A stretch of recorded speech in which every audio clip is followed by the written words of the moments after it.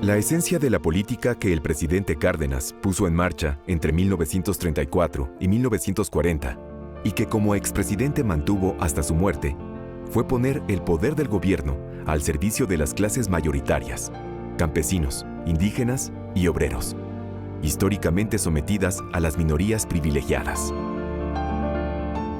El objetivo de esa política era doble: transformar las condiciones materiales de vida de esa mayoría y colocarla como centro del proyecto nacional.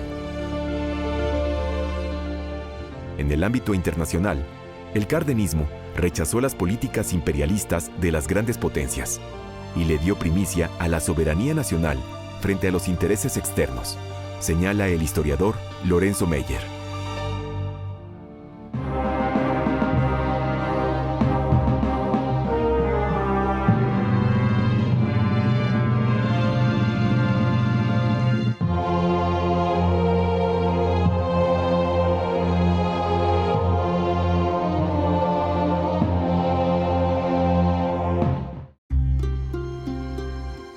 Después de 1910, tras la caída de Porfirio Díaz, presidente de México por más de 30 años, el choque de los diferentes grupos que se disputaron el derecho de dar forma al futuro de México fue muy violento.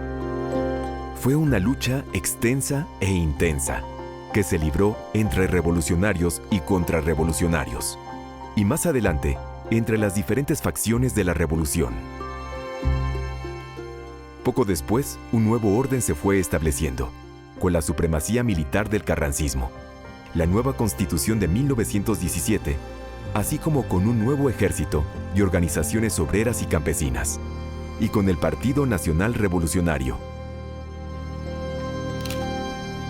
Los comicios presidenciales de 1934, como la decena de elecciones presidenciales que le seguirían entre 1940 y 1994, no fueron eventos cívicos donde el voto ciudadano fuese el factor determinante.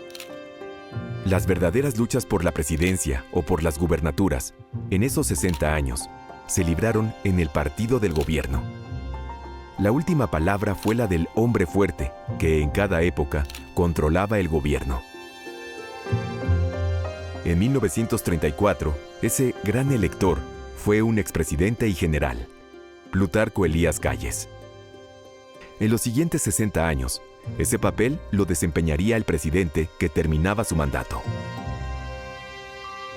Aquel 1934 se actuó de acuerdo con los deseos del expresidente Calles, quien en 1932 había hecho presidente sustituto a Abelardo Rodríguez. Y es que 4 años atrás, cuando Álvaro Obregón había sido electo presidente por segunda vez y fue asesinado, Calles logró negociar la crisis y consiguió mantener el control del ejército y de los gobernadores. Y a partir de ese momento, pudo comportarse como el verdadero jefe de la vida política de México. Incluso se le llegó a llamar el jefe máximo de la Revolución Mexicana.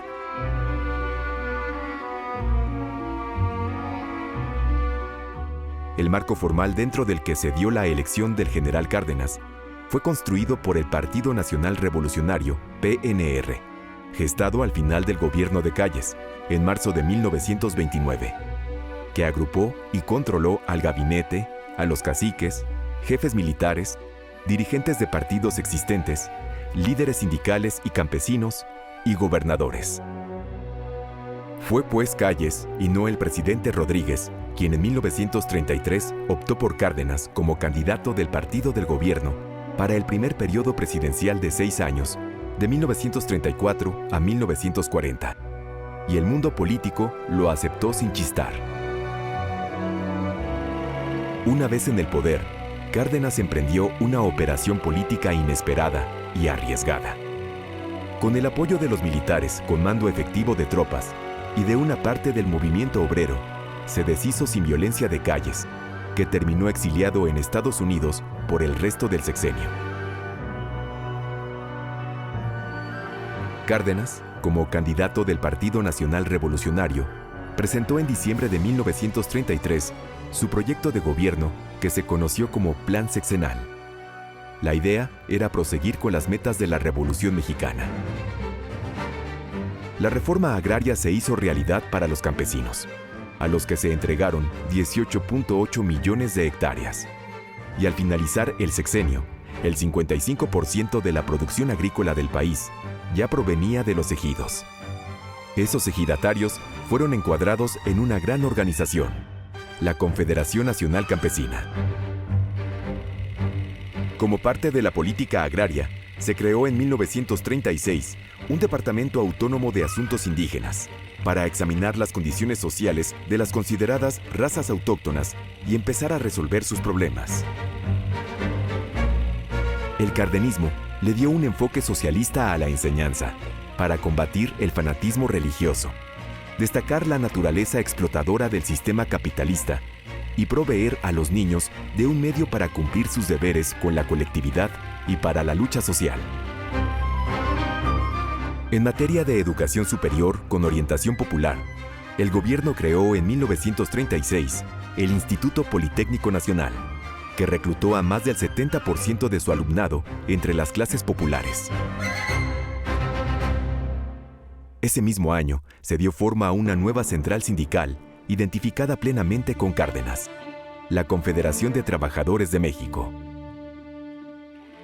El gobierno nacionalizó los ferrocarriles en 1937 y entregó su administración a los propios trabajadores, aunque ante lo complejo de la administración del sistema, a fines de 1940, el gobierno se tuvo que hacer cargo de la red ferroviaria. Un conflicto laboral entre el Sindicato Revolucionario de Trabajadores Petroleros y las compañías extranjeras que operaban esa industria llevó al presidente a proclamar, el 18 de marzo de 1938, el decreto de expropiación de las empresas petroleras. Desde el principio, la administración quedó en manos del gobierno, que creó una gran empresa estatal, Petróleos Mexicanos, Pemex, para controlar la industria. México se dispuso a resistir la presión política y el boicot económico internacional que organizaron en su contra los consorcios que entonces dominaban el mercado mundial de hidrocarburos. Nuestro país pagaría por los bienes expropiados, pero lo haría a plazos como lo preveían sus leyes. Ambos términos fueron rechazados por las empresas extranjeras, salvo por una, la estadounidense Sinclair, que aceptó pagos parciales en combustible. Este acuerdo, y especialmente por la tensión entre las grandes potencias que muy pronto desembocó en la Segunda Guerra Mundial, disminuyeron un tanto la presión diplomática y económica sobre México. Al final, serían los gobiernos mexicanos posteriores al de Cárdenas los que llegarían a un arreglo con las autoridades de los países sede de las empresas petroleras. Cárdenas supo aprovechar la coyuntura internacional. La Segunda Guerra Mundial hizo que conviniera a Estados Unidos y sus aliados preservar la relación de cooperación con México. Fue también en 1938 cuando Cárdenas transformó al partido del gobierno, el PNR, en otro aún más fuerte y corporativo, el PRM, Partido de la Revolución Mexicana. Los tres sectores que lo conformaron fueron el campesino, Confederación Nacional Campesina, el obrero, Confederación de Trabajadores de México y otros sindicatos, así como el sector militar, el ejército. Nunca había habido en México una organización política tan amplia y tan controlada desde un centro de poder, la Presidencia de la República.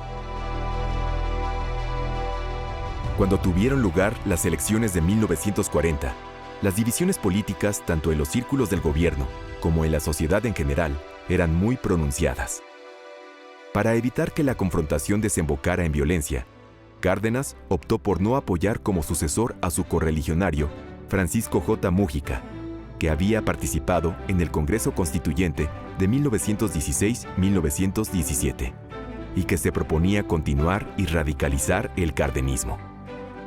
Cárdenas decidió que su sucesor fuera un político moderado para disminuir las posibilidades de un nuevo estallido de violencia que podía ser encausada por el general Juan Andrew Almazán. Por esa razón, el secretario de Defensa de Cárdenas, el general Manuel Ávila Camacho, asumió la presidencia de México en diciembre de 1940. Y con ello, las transformaciones sociales profundas asociadas con la Revolución Mexicana llegaron a su fin. El gobierno de Ávila Camacho se apartó de la ruta política cardenista. El entorno internacional, centrado en la guerra mundial, facilitó este viraje. Para mayo de 1942, y tras el hundimiento de 2 buques petroleros mexicanos por submarinos alemanes, México abandonó su posición de neutralidad y se declaró en estado de guerra con Alemania y sus aliados, Italia y Japón. El expresidente Cárdenas, que se encontraba en retiro, fue llamado por Ávila Camacho para hacerse cargo de la región militar del Pacífico. Y el 1 de septiembre de 1942, Cárdenas fue nombrado secretario de la Defensa Nacional. México aceptó que Estados Unidos instalara estaciones de radar en Baja California como defensa contra Japón, pero a condición de manejarlas conjuntamente. Y solo despachó un escuadrón de aviones de caza al Pacífico, conocido como el Escuadrón 201. Sin embargo, México aceptó que sus ciudadanos que vivían o trabajaban en el vecino país del norte pudieran ser reclutados en Estados Unidos por el ejército norteamericano y que braceros mexicanos fueran contratados para trabajar en los campos agrícolas o en el mantenimiento de las vías férreas en Estados Unidos.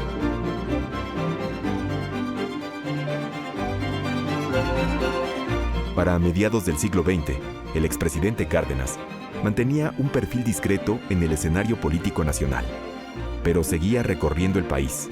Sostenía contactos con movimientos políticos nacionales de izquierda e internacionales pacifistas y antiimperialistas.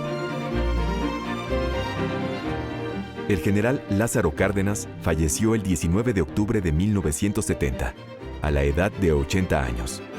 Y sus restos reposan en el Monumento a la Revolución Mexicana en la Ciudad de México.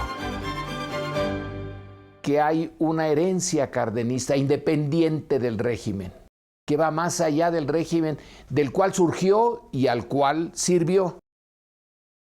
Y es el compromiso del gobierno, no con la forma tradicional de apoyar a los sectores más poderosos, a los que generaban la desigualdad que existía antes y que luego volvió, que existe todavía ahora, sino que puso el gobierno o su gobierno al servicio de lo que era la mayoría de los mexicanos, que entonces vivían en el campo, y le dio todo lo que pudo, además de la tierra, el apoyo político a los campesinos, a los ejidatarios.